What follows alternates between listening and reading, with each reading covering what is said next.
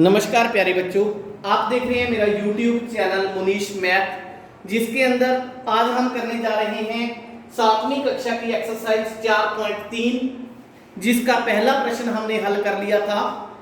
प्रश्न नंबर 2, जिसका ए पार्ट यहाँ पे लिखा हुआ है, इसको हम हल करेंगे। इसके अंदर हमने क्या करना है, x का मान निकालना है। अगर आपने थोड़ा सा ध्यान से देखा होगा तो पहले जो प्रश्न थे हमारे, उनके अंदर ये ब्रैकेट नहीं होता था। अब ये एक नई टाइप हो चुकी है प्रश्नों की, जिसके अंदर हमें ये ब्रैकेट दिया गया है। सबसे पहले हम इस ब्रैकेट को हल करेंगे, ब्रैकेट को खोलेंगे। कैसे खोलेंगे? जब इस ब्रैकेट और किसी अचर वैल्यू या चर वैल्यू के बीच में कोई निशान नहीं होता यहाँ पे, तो इसका मतलब गुना होता है। क्या मतलब होता है? गुना। तो हम इस 2 को पहले इसके साथ गुना करेंगे, फिर इसके साथ गुना करेंगे। क्लियर बात हो गई ना? तो हल के अंदर हम क्या करेंगे, 2 को x से गुना किया, 2x। ठीक है, आपको बताया है कि अगर हम बीच में कोई निशान नहीं लिख रहे तो उसका मतलब गुना ही होता है। तो 2 को x से गुना किया, 2x, 2 को 4 से गुना किया, देखो बीच में प्लस है, तो 2 चौका 8 होता है, बराबर में 12। अब बताओ, ये प्रश्न बिल्कुल इसके पहले प्रश्न जैसे प्रश्न ही बन गया ना? कैसे करेंगे? इस 8 को उस साइड लेकर जाएंगे, 2x बराबर में 12 माइनस 8। क्यों? क्योंकि ये प्लस का था और हमें इस साइड सिर्फ x को रखना है, बाकी सारे समान को, ठीक है, धीरे धीरे करके हम उस साइड लेकर जाएंगे। कौन से समान को? जो अचर वैल्यू पड़ी है जहां से। पहले मैंने 8 को ले गया उस साइड। अब 2x बराबर में 12 में से 8 गए 4, फिर इसको ले जाओ उठा के उस साइड। आपको पता है ये गुना में है, तो अगर गुना में है तो 4 के नीचे चला जाएगा, ये भाग के अंदर। आपको बताया था कि अगर इस साइड प्लस हो तो उस साइड जाकर माइनस हो जाता है, इस साइड माइनस हो तो उस साइड जाकर प्लस हो जाता है, इस साइड भाग हो तो उस साइड जाकर गुना हो जाता है, इस साइड गुना हो तो उस साइड जाकर भाग हो जाता है। क्लियर है ना? ये 2 था जो ये गुना में था, उस साइड जाकर भाग में आ गया। 2 दूनी 4, तो x का मान कितना आया? 2 आ गया हमारे पास। क्लियर?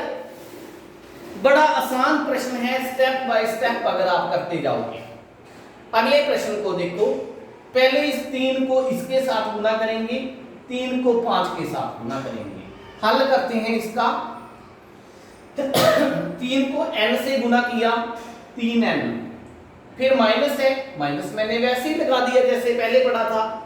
3 5 15 बराबर में 21। अब बोलो क्या करेंगे? फिर पहले जैसा प्रश्न बन गया ना जी। तो -15 को यहां से उठाएंगे, 3n बराबर में 21 प्लस 15, तो 3n बराबर में 21 प्लस 15 36। क्लियर? अब ये जो 3 है गुना के साथ है, तो उस साइड जाकर ये क्या हो जाएगा? 36/3 12। ठीक, तो n का मान कितना आ गया? 12। ये हमारे पास आंसर आ गया। क्लियर है ना? बिल्कुल बड़े आसान प्रश्न हैं।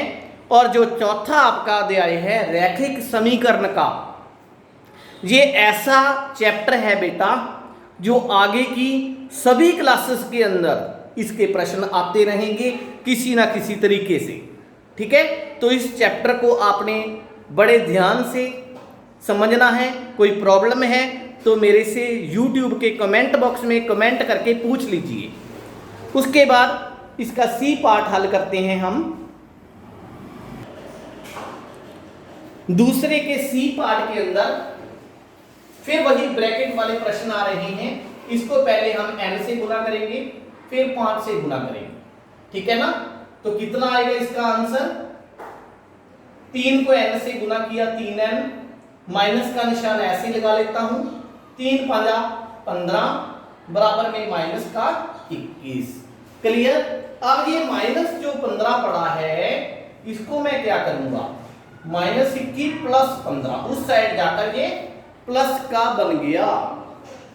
अब 3n बराबर में देखो एक माइनस का है एक प्लस का है, तो मतलब ये बात तो क्लियर है कि माइनस होगा इसके अंदर।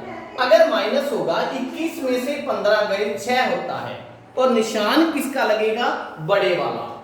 ठीक। अब ये गुना में पड़ा है तो हम क्या करेंगे, -6 3 भाग में आ जाएगा। क्लियर। तो 3 दूनी 6 होता है, n का मान -2 हो जाएगा। ये हमारा आंसर आ गया। उसके बाद डी पार्ट, -4 को गुना करेंगे इसके साथ फिर इसके साथ। हल के अंदर हम लिखते हैं -4 गुना 2 -8। ओके। फिर -4 गुना x -4x बराबर में 8। यहां पे कई बच्चे कंफ्यूज हो सकते हैं। क्यों कंफ्यूज हो सकते हैं इस माइनस के लिए? बेटा देखो, माइनस को प्लस से गुना करेंगे क्योंकि इसके आगे प्लस का निशान ऑटोमेटिक होता है, तो माइनस हो गया। माइनस को फिर प्लस से करेंगे फिर माइनस हो गया। ठीक है, गुना करने की बात है। अब ये -8 को हमने यहां से उठाना है। कई बच्चे सोचेंगे सर हम तो इसको उठाते होते हैं, आई बातें रखें यहां से उठाया था। पर बेटा मैंने आपको बताया था कि हमने इस x वाली चीज को उस साइड नहीं लेके जाना। ठीक है, इसको लेके जाना है जो अकेला अचर है। तो फिर -4x वहीं पड़ा है, 8 यहां पड़ा था, -8 उस साइड जाकर प्लस का 8 हो गया। तो -4x बराबर में 16 हो गया।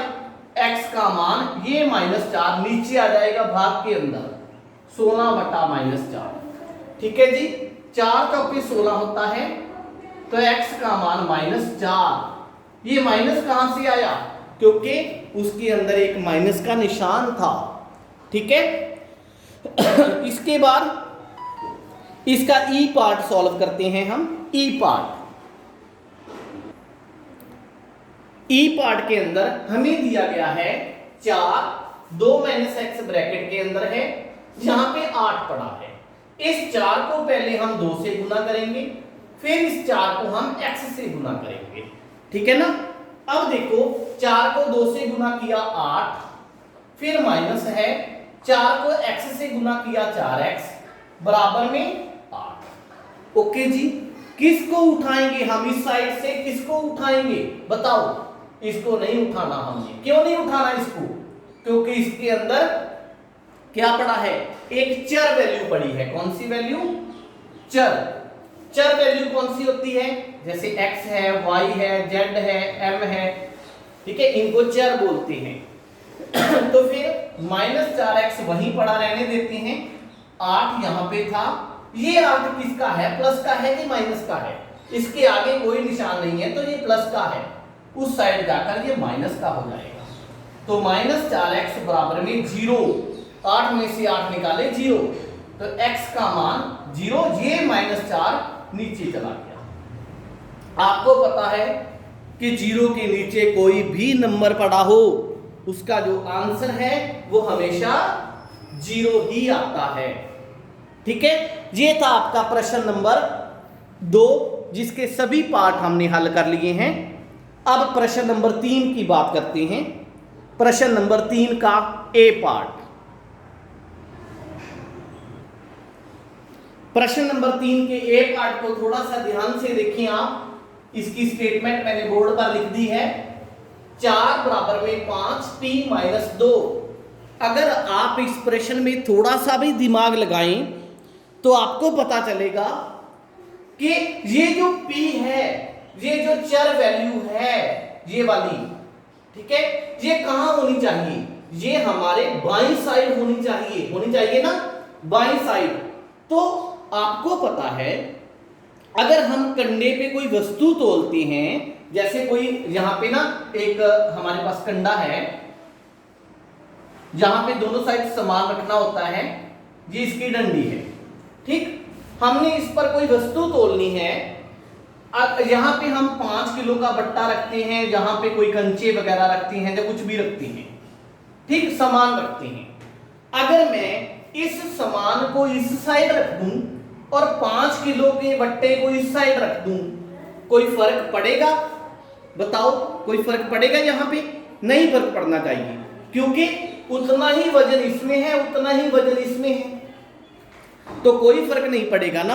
अगर कोई फर्क नहीं पड़ेगा तो इसका बायां साइड और इसका दायां साइड अगर मैं दोनों को आपस में बदल दूं, मतलब 5p-2 बराबर में 4, अगर मैंने इसको ऐसे लिख दिया तो कोई फर्क पड़ा? फिर कोई फर्क नहीं पड़ा, ठीक है ना।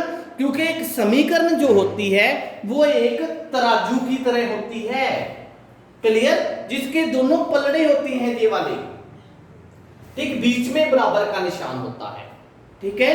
तो फिर इसको मैंने इस साइड रख दिया, इसको मैंने इस साइड रख दिया।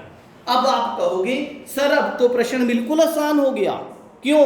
क्योंकि जो पहले प्रश्न हमने हल किए हैं प्रश्न नंबर 2 के अंदर, वो ऐसे ही तो प्रश्न थे ना, ऐसे। पहले हम 5 को p से गुना करेंगे, फिर 5 को -2 से गुना करेंगे, तो कितना आंसर आएगा? 5p-10 बराबर में 4। थोड़ा फास्ट करता हूं मैं, 5p बराबर में 4, ये माइनस का 10 है, प्लस का हो गया, तो 5p बराबर में 14, ये गुना में है, तो p का मान 14/5 आंसर आ गया हमारे पास। क्लियर? बड़ा आसान प्रश्न था। इसी तरह अगर हम बात करते हैं इस प्रश्न की बी पार्ट की हल, इसके अंदर भी ये जो p है वो गलत साइड पड़ी है। p गलत साइड पड़ी है, इसका मतलब क्या हुआ? तराजू के दोनों जो साइड हैं इनको हम इंटरचेंज कर देंगे, आपस में बदल देंगे, तो 5p-2 बराबर में -4। ओके जी, 5 को पहले p से गुना, फिर -2 से गुना, तो फिर 5p-10 बराबर में -4, ठीक है जी। इस -10 को उठा लेंगे यहां से, -4 प्लस का 10, तो 5p बराबर में, एक माइनस का है एक प्लस का है, माइनस होगी 6 आ जाएगा। निशानी कौन सी लगेगी? बड़े वाली, ये देखिए फिर, तो p का मान 6/5 आंसर आ गया हमारे पास। क्लियर? उसके बाद इसका सी पार्ट, सी पार्ट के अंदर भी वही प्रॉब्लम है। प्रॉब्लम क्या है कि जो इसकी टी है वो बाईं तरफ पड़ी है, हमें चाहिए दाईं तरफ पड़ी है, बाईं तरफ चाहिए, तो हम इस पूरी स्टेटमेंट को इस साइड लिख लेंगे, 4 + 3 t+2 बराबर में 16। क्लियर? अब इसको कैसे हल करेंगे?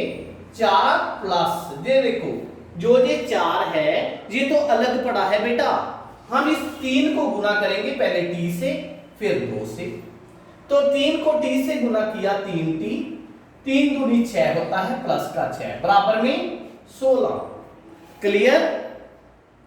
अब देखिए, पहले इसको हल कर लो इस साइड। क्यों हल करना है हमने? क्योंकि दो अचर वैल्यूज पड़ी हैं जो आपस में जुड़ सकती हैं। 6 + 4 कितना होता है? 10, प्लस का 3t बराबर में 16। कई बच्चे सोचेंगे कि सर 10 + 3 13 कर दो ना। कई बच्चे ये कहेंगे कि सर 10 + 3 इसको 13t लिख दो। नहीं बेटा, ऐसे नहीं लिख सकते ना। क्यों? क्योंकि इसके अंदर क्या पड़ा है? एक अचर वैल्यू है, इसके अंदर चर वैल्यू है, ये अचर वैल्यू है, इसको आपस में नहीं जोड़ सकते हम।